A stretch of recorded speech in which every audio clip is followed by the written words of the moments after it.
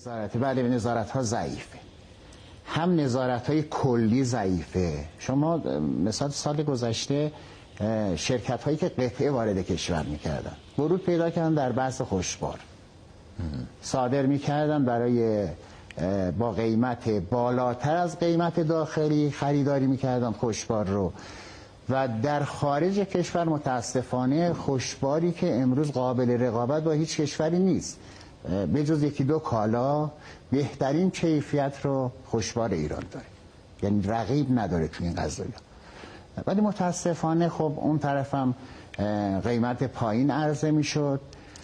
این اتفاق خیلی خوب بود برای باغدار ما، ولی کار به جایی کشیده شد که دلال گذاشته بودن در سطح تهران جنسی که یه واحد عرضه کننده گذاشته بود تا شب عید رو مصرف کنه، حتی ورود پیدا کردن به خرید اقلام خوشبار. خب بازار به هم میخوره. یعنی بجز این مسائل نظارتی که فرمایش میکنید در بحث رسته‌های مختلف اتفاق میفته، این عوامل هم متاسفانه وارد بازار میشه و نظم بازار رو به هم میزنه.